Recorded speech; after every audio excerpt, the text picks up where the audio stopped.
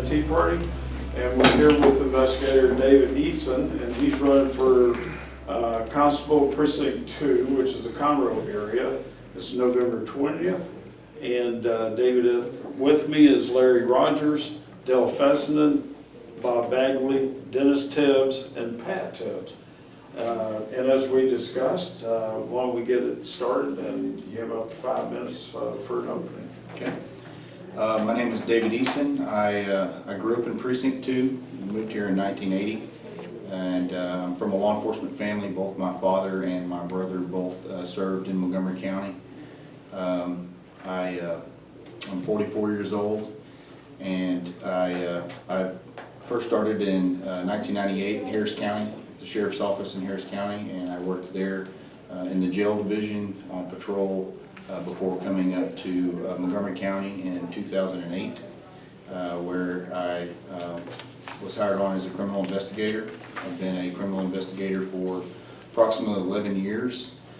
I've moved through auto theft task force, through persons and property, and through, I was in 7 years in homicide and violent crimes unit, and where I'm currently still assigned as a criminal investigator with the Montgomery County Sheriff's Office. I've been proudly endorsed by former sheriffs Joe Corley and former Sheriff Tommy Gage, and I'm running for Constable Precinct 2. All right, great, thank you. And thank you again for coming in. And thank you very much for having me. So why are you running for this particular office?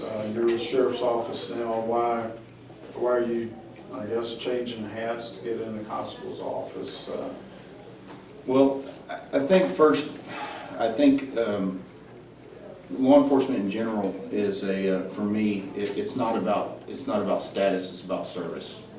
And I've always wanted to serve the public, and I've done that through the positions that I've been in, and I see a unique opportunity with Precinct 2 to do that on a grander scale. Precinct 2 has a great foundation, a great basis for building block, for expansion, and to help serve the community while supplementing other law enforcement agencies in the county. Not only law enforcement agencies, but all of the public services in the county to better serve the public. Okay, is this position, is this going to increase your salary opportunities moving from sheriff's office to the constable position? I'm comfortable where I'm at now. I do find it will be a pay raise. Okay. Yes. Would you consider, like Judge Keogh did, in maybe lowering the salary that the current constable has right now to save the taxpayers money? It's an option. It's something that certainly I'm not opposed to. I mean, as far as law enforcement is concerned, I know that they've been looking at equal pay for equal positions, but in all honesty, the sheriff should make more because of his responsibilities as a sheriff as opposed to what a constable does. And obviously the constable's offices through the county, each constable's office has a different sized agency based on the way that they've expanded over the years and the different programs that they've initiated in those constable's offices. So, if one constable's office has 35 employees and another constable's office has 35 employees, then I would expect that the pay will be comparable. But that's something that I'm not opposed to. What is the general area that Precinct 2 Constable covers? It is geographical area. Geographical covers from about the Cut and Shoot area down 105 through the city of Conroe out to April Sound, and then doesn't take any, of course, any of the Caches area, but then it goes over to the Wood Forest down 2854. It's kind of centered in Montgomery County. It's if I remember correctly, I think it's about 300 square miles or so. How many constables are in Precinct 2 at this time? 5. 5. I'm sorry. Though all of I said constable. Yeah. deputies or whatever you call them. Deputies, How yeah. many employees? There's 18 employees for Precinct 2 in Montgomery County. 18. I said that wrong. Are there any that are not paid? Based on what I looked at, there's no part-time or, I mean, there are some reserve deputies, Reserve? but I'm not certain on the number of reserve deputies. Okay. And you live in the area? Yes, sir, I do. Okay. Do you have to? Yes, sir. How much time we got? I don't know how much. Okay, I'll yield to you. Okay, one of the common themes and common questions with respect to constable versus sheriff's office. The constitutional charter for constables is served papers. Yes, sir. You've, in more than one location in your questionnaire, indicated you want to expand to policing. Why, in your opinion, is it better for the constables to incorporate policing, which is not part of their constitutional charter, as opposed to just, if we need more policing, why don't we just give more resources to the sheriff's office so the sheriff can provide the policing that's needed? It's a great question. The sheriff's office has a huge responsibility, and their primary function is the jail. That's what they're mandated to take care of. They do take care of a lot of different facets in Montgomery County. I would say, this is my opinion, but I would say that it's kind of like running a company. You don't have one person who makes the decisions for that company. You have a board, and I kind of look at law enforcement as that board. You know, you don't want that big government. You don't want one agency having complete control when you can spread those resources and allocate those resources into other agencies. Not only that, but with the sheriff's office, you know, you can supplement what they do by picking up in higher, you know, times of higher call volumes. And basically, when you need a police officer, you want him to be there as quick as possible, when you don't want to have to pull that resource from another area to come over and answer calls for service, when you should be taking care of your own area of responsibility. I'm not saying that the constable's office should take over what the sheriff's office does. Simply supplement them when it's needed. Well, the sheriff's office does have, what do you call them, stations or whatever, throughout the county. And so as far as, it's not like the sheriff's office is all clumped in one location. So, again, I think, you know, as far as the availability for policing, to my understanding, the sheriff's office would be just as available as constable. Okay. What am I missing?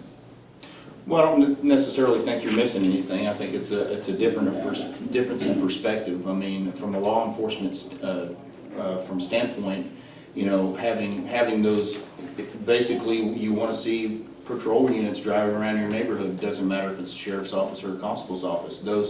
Those officers that are driving around should all be able to handle the same responsibilities as any other agency. And, you know, having more law enforcement out there makes the public feel safer, makes people want to move into the area. It creates, you know, a growth in the community, a larger tax base. I mean, it's all progressive when you go through there. So you could give all your resources to the sheriff's office if you wanted to, but I think that having other agencies, including the city of Conroe, the constable's office, you've got your ISDs, you've got the sheriff's office, all those have important functions. And when you have growth in population, you also have growth in civil process. So civil process is the primary responsibility of the constable's office, not to mention providing a bailiff to the courts and JP warrants and tax sales, seizures, things of that nature. So there is an importance for growing a constable's office to provide for the community. Okay, well, That's growing empires. And our commissioners are very good at growing empires. And they give to the constables within their empire. And that's one of the reasons, and I've sat and watched in Commissioner's Court where Precinct 2 is left behind more times than not. a lot of the constables, and I'm gonna piggyback on what he was talking about, a lot of the constables are wanting to get in to more law enforcement. They want to do more drug busts. They want to do more blood alcohol. They want to do more DWI things. And yes, that's great. I mean, that's what cops like to do. But again, it's not the responsibility of the constable. And the constables have a choice of whether they want to respond to a scene or not, where the sheriff's office doesn't have to. The constables or any law enforcement will normally, if they're called, they'll go. But they don't have to, because it's not their responsibility. So I'm gonna go along with, we had another constable that wanted to do community policing, and was more concerned with the community and with the kids. So ISD officers are licensed, fully licensed, the same as the constables and the sheriff's office deputies are licensed. So theoretically, if you're wanting to find out what's happening with the kids in your community, what better person, what better organization to grow than the ISD police that already know the kids in school and have them patrolling their areas at nighttime. You see where I'm going with Yes, this? I see what And you're it's saying. every organization has that ability to continue to grow. But we still need to come back to the basics. Traffic accidents under Joe Corley were handled by the sheriff's office. And I believe under, I believe it was under Tommy, where Tommy turned it back over to the state or DPS and said, okay, this is your job. We're not doing your job anymore. You need to take care of your job. Well, it wasn't their job, but it is their job as law enforcement to be able to aid the community.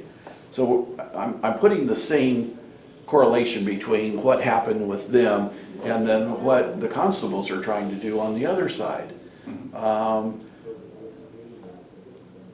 I understand what you're talking about without having major control, but again, with that control, with the sheriff's office, and you're a deputy with the sheriff's office, you know what your training's going to be. Everybody's dressed the same, everybody within their field, whatever they're doing. Detective's not going to. You're not growing your hair long and beard and all that, but He may be trying, but it ain't working out very good. so what I'm trying to get at, our commissioners sit there and they compete with one another for, I've got this many people, or I've got this much money and I'm giving it to my guys, and my guys are doing better than your guys. Precinct 2 and Precinct 5 fall out of that because you have 3 commissioners. 3 or 4 commissioners. 4 commissioners that are within Precinct 2.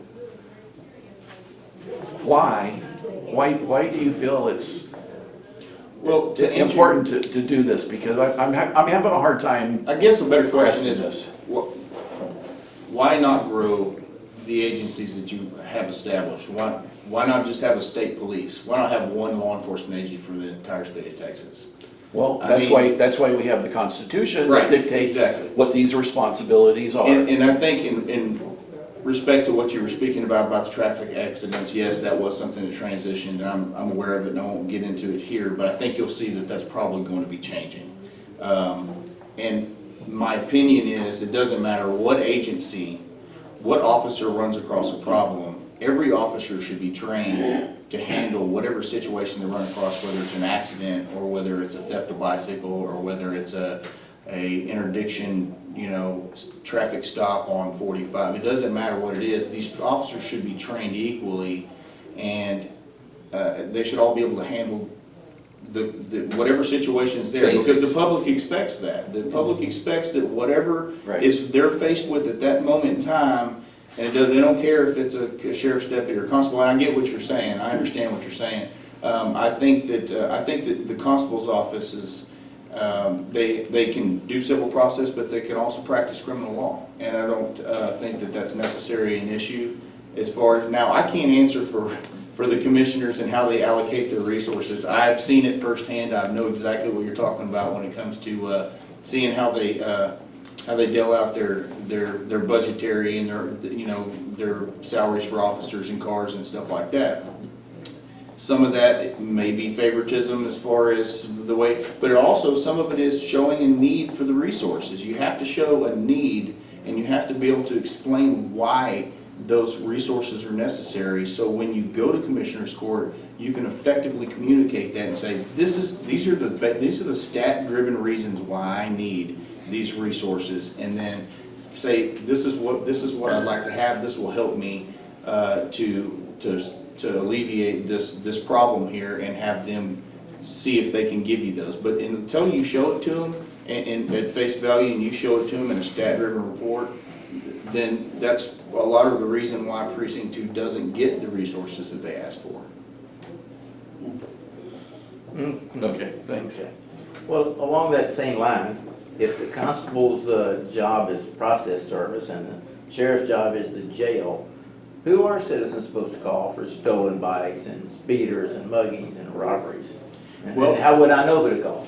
You simply call 911, and the 911 dispatcher would grid your address that you call from based on the telephone number you call from. That's if it's an emergency. That's, well, people call for stolen bikes through 911 because they don't know about the non-emergency dispatch number. And it's not a problem. I mean, obviously, we have enough dispatchers to handle the county, and they'll be adding another console in the coming years. And so there's plenty of operators to take care of those calls, and it's not a problem when somebody says, hey, I need to file for a stolen bike. Even though most time people call in, they know that's not a real emergency compared to other people's emergencies. And the bike But is gone. yeah, and the bike is gone. But they'll grid that address, and they'll send out the appropriate agency. And if it happens to be in, let's say, RP, they'll dispatch it to the constables. Now, going back to what you said, I'm glad you brought that up, because one of the things that I don't want to do if elected constable is have my guys have the option to say, no, I'm not going to take that call. If they're not busy serving civil process, then they should be able to handle that call. If it's a call within their skill set, I'm not talking about homicides or something that you need expertise on, crime lab, all that other stuff.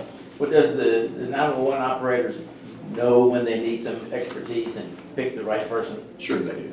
Yeah, they handle that stuff on a daily basis, and they're very good at coding those things and One other related topic, we've talked to a lot of law enforcement in bidding and in meetings and other places, and what we frequently tell them is we don't want a federal government here, and we don't want every law enforcement officer or office dressed in black and driving black cars.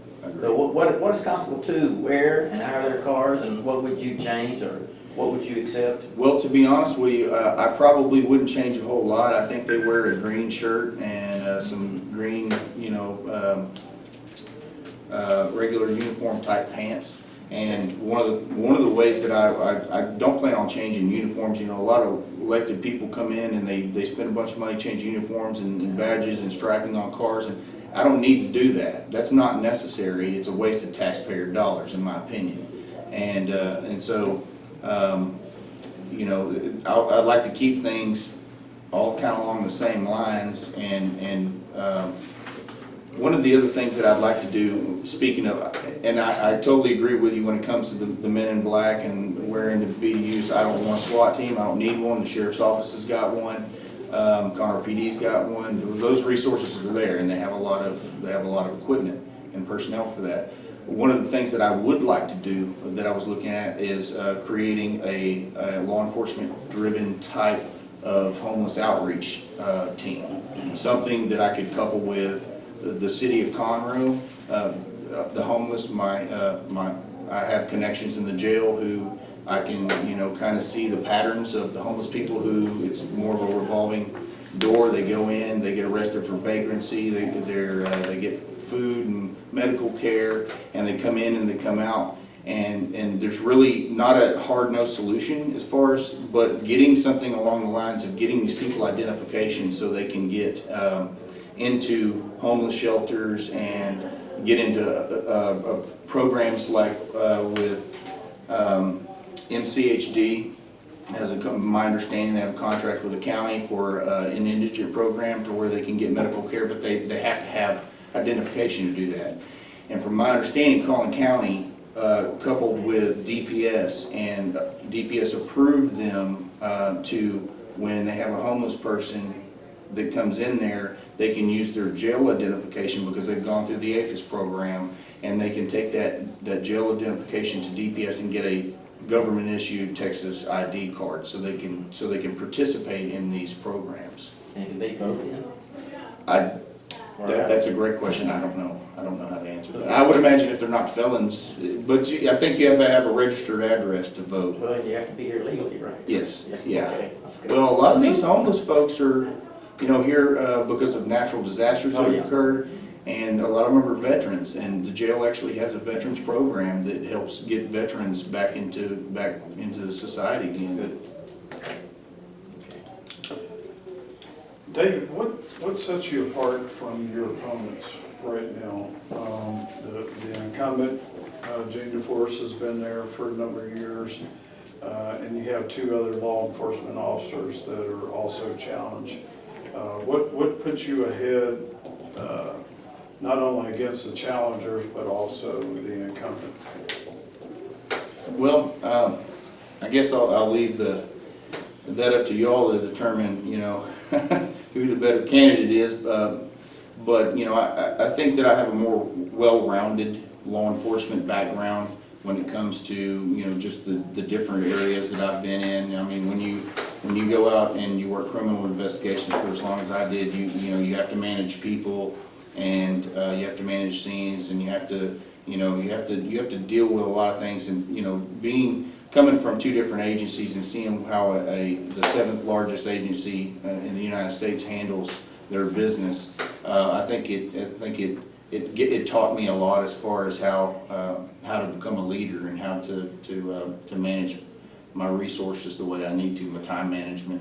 And so I think that, along with the partnerships that I have with a lot of the elected officials and leaders in Montgomery County, gives me an advantage as far as making good programs, good partnerships. And because it's my opinion that it's not about, this is my piece of the pie. We all have to participate in this as a whole. It takes a village.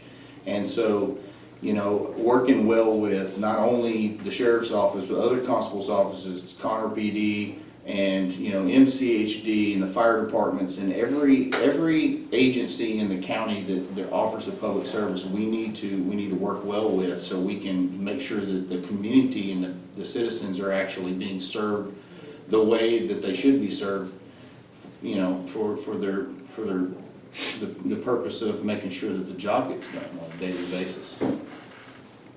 Okay, thank you. I was at Commissioner's Court yesterday for 3 hours, and a big part of it was record driver changes. And from what I got from it was basically, and someone mentioned it a while ago, that at some point the Department of Public Safety is supposed to answer the collisions.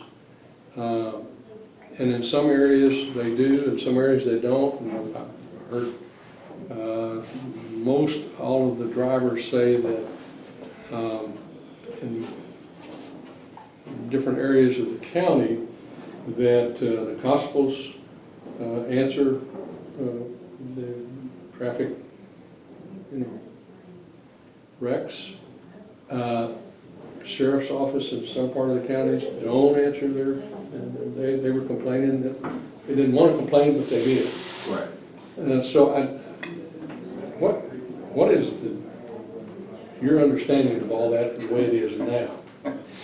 Well, there's a record policy in Montgomery County, and that goes back I mean, every county has a record policy. You know, obviously, there's a written way to do things. And so I don't know exactly how the transition went from DPS working this through Sheriff Gage and then on to Sheriff Henderson. My understanding, and I may be speaking out of turn here, but the record policy was the Commissioner's Court asked Sheriff Henderson to update the record policy, which he didn't really want any part of because it was a complete headache. But then when he did it, there were some record drivers that went to Commissioner's Court and complained about, I guess, the unfairness of the way that it had happened, and then it all kind of came spewed back onto the sheriff, even though he really was asked to do that. And so, like I said, I may be speaking out of turn, but as far as my understanding of the record policy, it's going to be enforced just the way it is, and the sheriff's office, I believe, is going to be working their own accidents from now on. And Well, it didn't pass. sure, They're gonna redo it. They're gonna, they felt that the record drivers didn't have enough input, and, you know, I'm sure they're gonna continue what it is now, but they're going to reevaluate it, so to speak. well, regardless of, and I'm sorry if I interrupt you, regardless of the record policy, how, if it stays the same as it is now or it gets changed, and I'm not sure who actually was in charge of changing the record policy, but if elected, I'm going to make sure that the constables, if they run across an accident or an accident happens in that precinct, that they take care of their responsibility. There's no need for a police officer to sit on an accident scene and wait for another police officer to get there and work it. Thank you. About halfway through. You mentioned earlier, and forgive me if I don't recall the exact words, but something about providing services to the community. In addition to serving papers and policing, what services did you have in mind? Well, like I was explaining earlier, you know, the service, I'd like to couple with some private and public outreach organizations for the homeless program. That's one of my, because there, you know, since 2017, the homeless population's gone up 54%. There's about 300 homeless folks in the city of Conroe. And the city of Conroe's plan now is to put them on a 5-acre tract of land, which you're basically concentrating these folks in one area with the hopes that, you know, private organizations are going to come in and help out. Well, there's got to be a better way to get these folks back into society as a productive member, because if you just show up every night and you feed them and you give them food and you give them, you know, assistance and medical care, they're not going to, you have to participate in your own rescue. I mean, you can't, you know, they're just going to continue to go through the same cycles of the law enforcement system just as they always have. The other thing, you know, that needs to probably be looked at is the JP warrants. There's, I'm not sure of the number, but I know that there's a large number of JP warrants that could, you know, help, once those get served, help clear up a lot of the bog down in the JP system.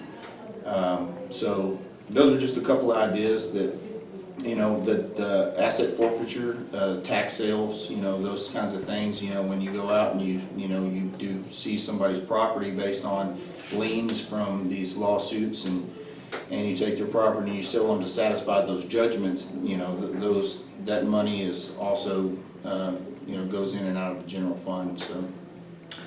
With regard to the homeless, I know that there are some churches in the area. There's Conroe House of Prayer, Salvation Army, and a variety of other organizations that currently provide services. What do you think the constable's role is in coming alongside or organizing those existing services? Well, not only enforcing the vagrancy laws, you know, when you have homeless folks, you know, sleeping and, you know, going using the restroom on business owners' steps and stuff. You know, if you had and when I say a team of guys, I'm not talking about a 15-man team. I'm just talking about, you know, some people who can help, because we have, those are numbers that have to be reported to I think Harris County and Montgomery County and some other counties, but that all those statistics have to be reported. And so, you know, keeping up with those stats, going out, making contact, you know, having maybe, you know, a UTV or something that has some basic, you know, necessities, and, you know, they can go out and find these folks, because they're in the woods. They're not just walking around the street every day. They usually camp in the woods in deplorable condition, you know, in these tents, and there's trash, and they have, you know, their feet are rotting off, and they need medical care. And you know, a lot of them, that was the other part, was, you know, getting with Constable Cash. You know, he runs a pretty good mental health division over there that can, you know, if you couple your services with them, a lot of the homeless folks need mental health help. So, I'm sorry, so basically in a nutshell, what you were asking was, you know, if we can put law enforcement in a position where they can take care of their, not only the criminal side of things, but also make contact with these folks and get real numbers of what's actually out there. The private organizations like the churches and the American Red Cross and things like that are valuable resources, and they need to be coupled along with the effort. Okay. Bob?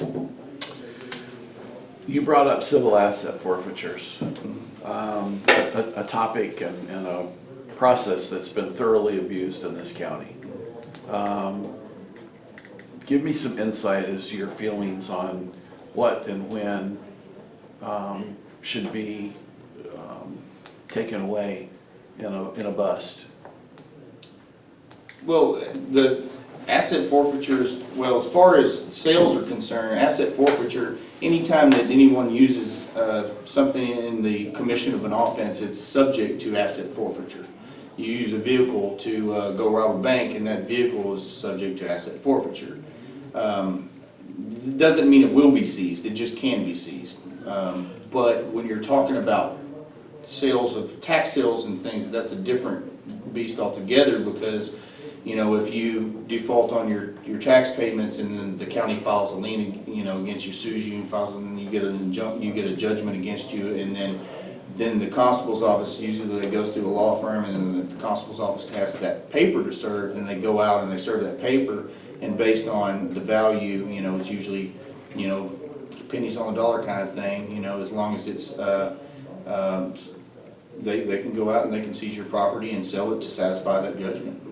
I'm not talking about the sale of property. Okay. I'm talking about you get pulled over, or there's a drug bust in your house. Gotcha. And your house is seized and sold on the market, and everything that's in it is sold because it's part of that house. Mm-hmm. Your tools that you have in the garage had absolutely nothing to do with the drugs, selling the drugs, are seized because they're in the house. I mean, all of these things. We had an issue years ago, and you were a cop at the time, where somebody took a margarita machine and it was civil asset forfeiture and ended up in their office. Where do you draw the lines on the things that are actually taken? And a lot of the assets are taken and they're not even found guilty yet. Right. And then they're not returned. So, to answer your second question first, whatever is seized is supposed to be stored as evidence, and it's, in reality, it's supposed to be in a bonded warehouse. That way nothing happens to it, doesn't get destroyed, it's not sitting in a lot somewhere. To answer your first question, I've never personally seen a drug bust where everything like that is taken, and it's usually not, the law enforcement can't just go in and take somebody's stuff just because they want to. It has to come through the district attorney's office, and it has to be filed through asset forfeiture through them. And there's only a certain window to do that. And, you know, District Attorney Ligon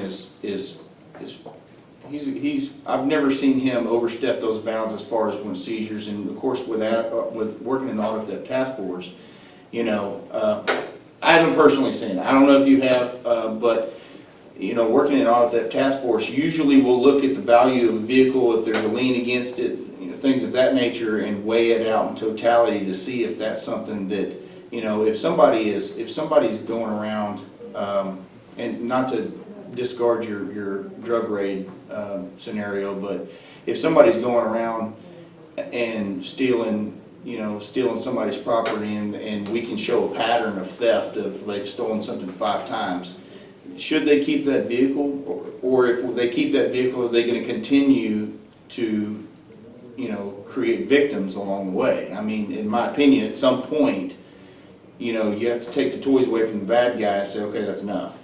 You know, and if you want this back, then you can buy it through auction, or you can, you know, but I've never seen it abused to that level. Well, I have 2 questions racing around, I don't know which one to ask. The One of second them, are you familiar with the Supreme Court case, Ohio versus Terry? Yes. Okay.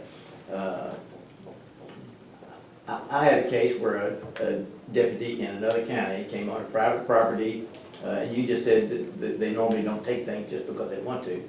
Came on a private property, saw a gun he liked, took it, searched the person he took it from, said the gun was stolen, never provided any proof, caused the people thousands of dollars.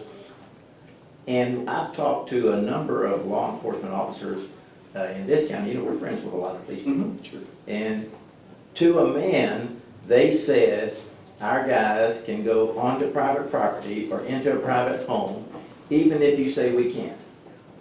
That's not. And then some pretty high up people told me that. And I actually only talked to one person in the last month who said, no, I wouldn't do that. But everybody else, constables, sheriffs, deputies, said, yeah, you know, we'd do that. And no evidence of criminal intent. This particular case, somebody said, you know, there's a car running around here that I never have seen before. So they went to the place the person pointed out. And Well, everything is situational, obviously, but I will say that's a violation of civil rights. If you don't have probable cause to go on that property, and I've written hundreds and hundreds of search warrants, and the first thing I will tell you is I would not execute a search warrant if I didn't fully believe that I had probable cause to be there, because I wouldn't want it done to me. And so, and if I were around an officer who was going to go on someone's property without probable cause or a warrant, I wouldn't go with them, because, you know, it's not. That's not the right thing to do, and that's not the way I operate. I've never operated with that. well, not to continue bellyaching, Sure. but what would your instruction to your deputy be in a case like that? Somebody says, I think there's somebody being killed in that house. And you walk up to the door and you don't hear any noise, and they come to the door and they say, everything okay? And they say, yeah. And at that point, what does the deputy at the door do? Nothing. I mean, you can, obviously you want to document that Yeah. in case something, but if you're gonna have to need something a little more overt than just somebody saying, hey, there's somebody being killed in there. Now, obviously, if you go up to the door and there's screams, there's blood curdling screams, then you have a duty to go, you know, a little bit further to investigate. And so, you know, if there's not some indication that there's something more going on in there, then absolutely not. You document it and you say, you know, I'm sorry, you know, because at the end of the day, not only are we here to enforce the law, we're also here to protect the Constitution, people's rights. And that in itself is, you know, something that I fully intend to do, like I've done for the last 22 years. And I guess, an officer right now, are officers aware that when they do things like that, their taxpayers have no recourse against them, really? We went through a lot of things, and just since I know I got a second or two left. There were 2 officers and 2 cars. We asked for the body cams and the dash cams. Their sheriff said they all broke. Told that to the Attorney General, and the Attorney General says, well, you know, we just have to take their word for it. So What did they say? we have to take their word for it. So would you expect any kind of repercussions from an Attorney General if you said, all my cameras broke? I don't know how to answer that. I mean, I expected to answer it, I just like to say. I think that anything that body cameras, speaking of body cameras and things of that nature, everything at every agency, transparency is a big deal. I'm not saying it's on a federal level, because I think we've watched the inquiries and things of that nature, but here in this county, I am actually very pleased at the transparency at the agencies here. If you want to see footage from a video and you want to get it through open records, as long as there's not a civil or criminal investigation that's pending, then by all means, I think body cameras and video footage and stuff is there to protect not only the citizens, but also the officers. It shows an accurate depiction of what that interaction is, and I think it's great. And the bottom line is you would tell your people that they need some probable cause. Absolutely. All right. In everything we do. In the other category, there's a question there that says, what is your position on taking federal money for your department? And you say grant funding can help, add necessary funds for law enforcement equipment, new technology, and so forth. What's the downside of taking federal money in your mind's eye?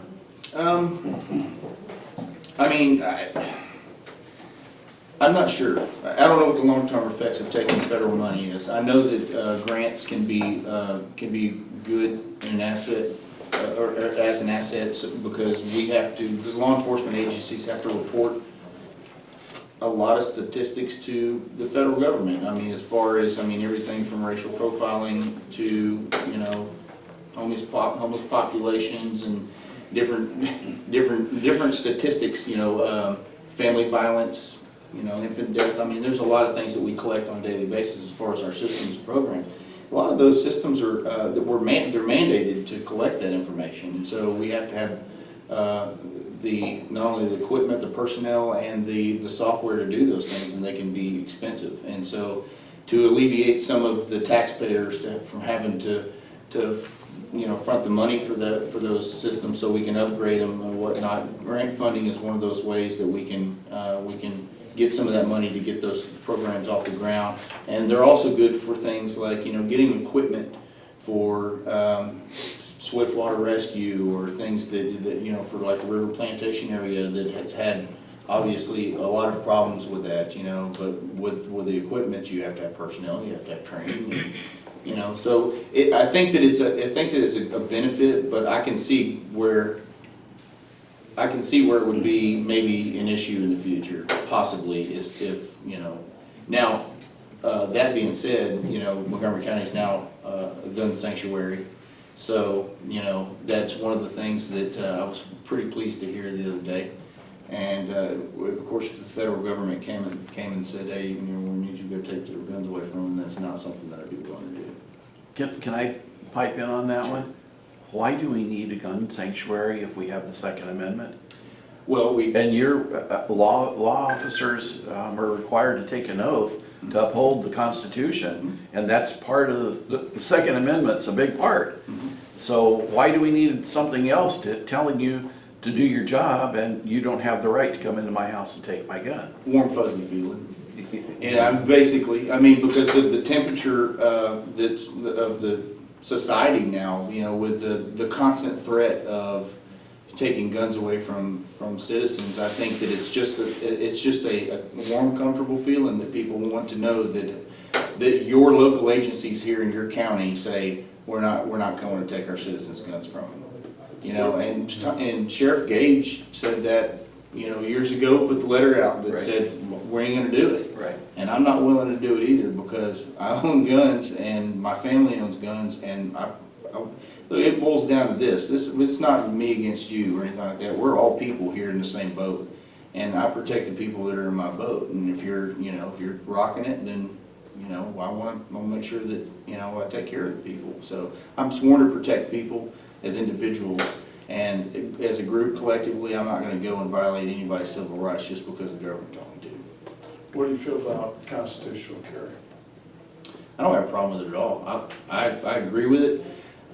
I was maybe a little concerned, I guess, when it first passed, just because I was unsure how many people would actually be walking around with guns. And I could say I've probably seen 2 people since it passed. With open carry. With open carry. It doesn't bother me at all. I'm not alarmed by it. And usually if somebody's walking down the street with a gun on their side, you know that they've got an open carry license, so, you know. Do you think law enforcement is predisposed to checking them? You said they probably have it, but would it be kind of a profiling type thing? I always got a gun, I better check his license. You can't do that by law. Yeah, you can't really do that. Well, you're not supposed to. Right. Just like we weren't supposed to ask if someone was a legal citizen or not. We weren't allowed to ask that either, so. Right, okay. We've got about 5 to 7 minutes. You got about 12 minutes. Started at 8:45. Yeah, but he's got 5 Oh, yeah, minutes he's to got 5 close, so, minutes. yeah. So whose turn is it? I'm Yours. Yours. thought it was. It seems as though everybody wants to make Precinct 2 Constable's office a 24-hour. Why is the need of that, and how are you going to do it? And then one of our questions, which goes along with this, please describe the changes that you would make to improve the efficiency of the office. Your answer was the efficiency of the office is a direct reflection of staffing.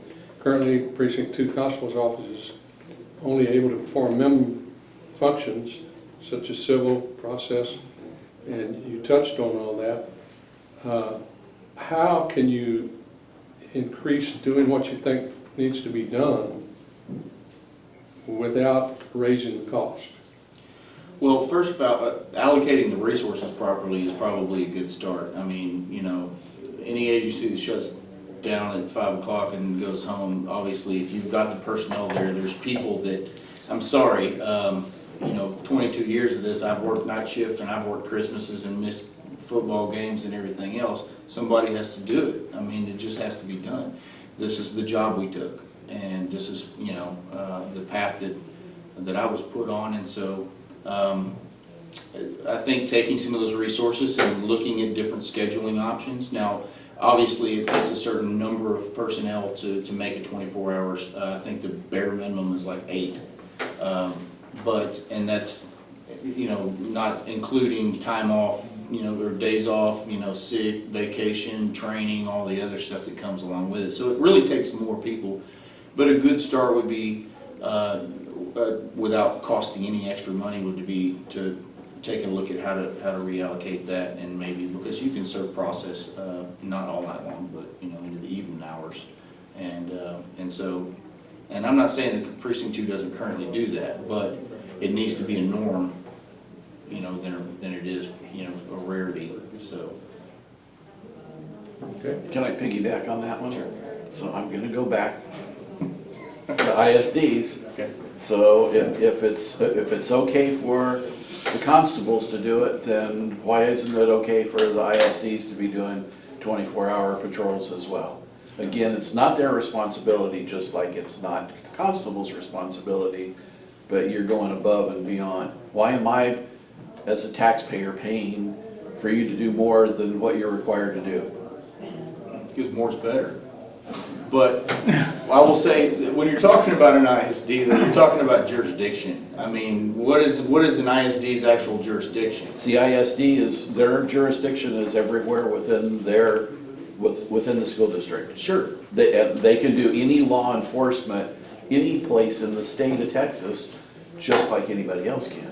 Right. As a licensed peace officer. And traditionally, they haven't performed that level of law enforcement, and it's not, so constables are not, this isn't a new concept. I mean, it's been, in Montgomery County, the constables have been doing the criminal and the civil side of things, but ISDs have not done that. They focused on the school, which is that's their primary function.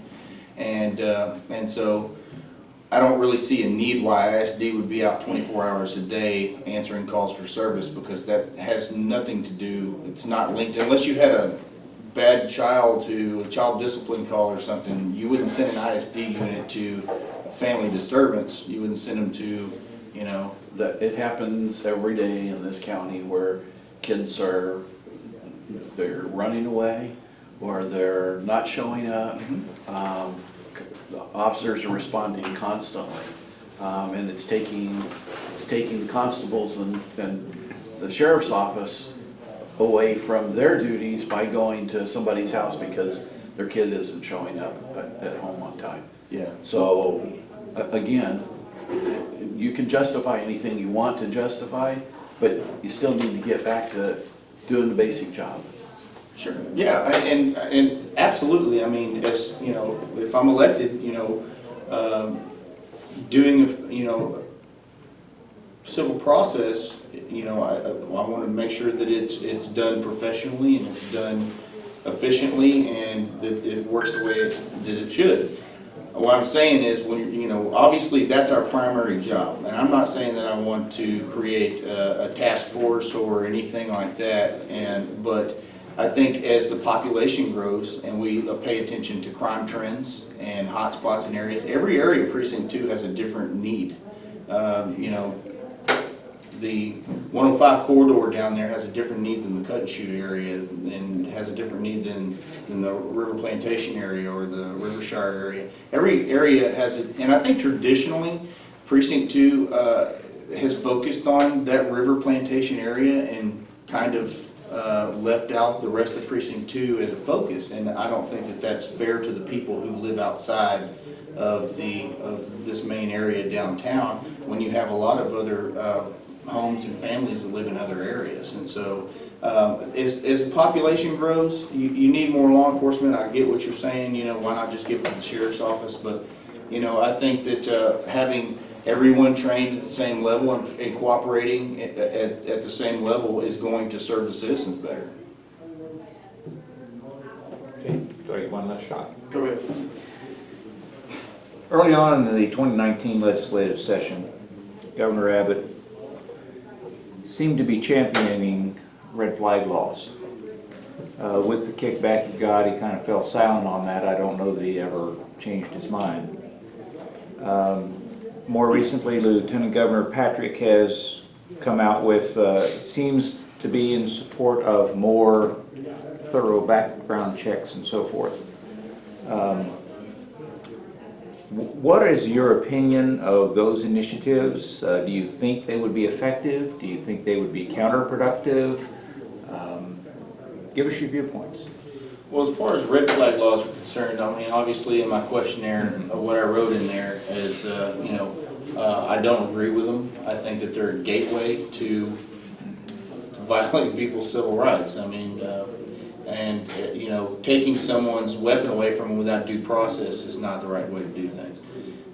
If there's an instance where someone is a danger to themselves or other, then it needs to be handled in either a criminal, or an EDO, emergency detention type of situation, or a criminal situation, to where, you know, that weapon is. But I'm not even saying that the weapon should go into police evidence or anything like that. You know, that's the person who has the weapon who's a danger to themselves. If they're found that they're actually a danger to themselves, then, you know, that weapon can go back to the family members or somebody else, because it's not really our job to make sure that that person, that weapon is taken away from them, as long as it's in the hands of somebody responsible. I don't want to take somebody's gun. It's not necessary for law enforcement.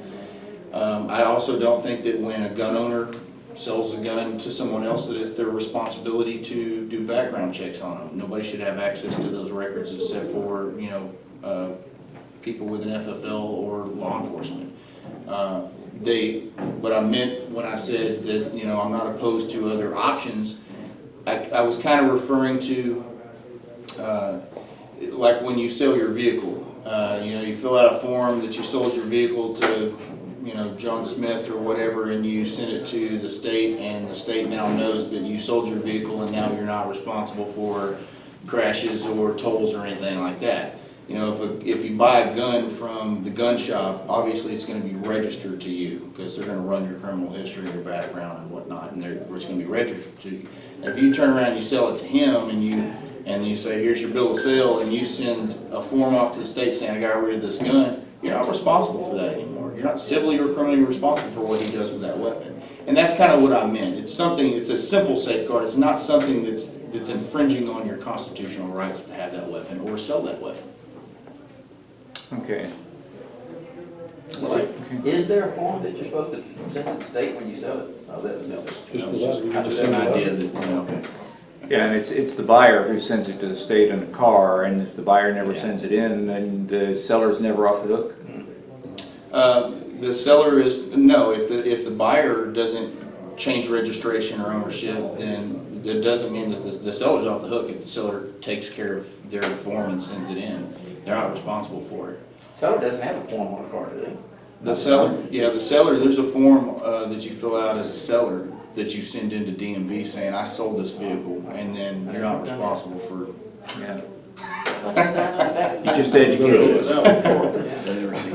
Okay, while we wrap it up, you have up to 5 minutes to close, and we'll shut her down. Okay.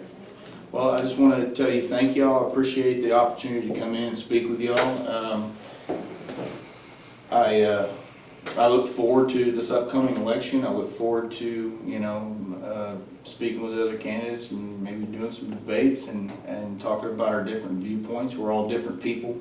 Like I told you in the very beginning, this isn't about this is about service to me. This isn't about statute or any kind of position. And I really want to do just what's best for the community. I've taken an oath years ago to uphold the law, uphold the Constitution, take care of the people that I serve, and I want to continue to do that. I just want to do it on a little grander scale.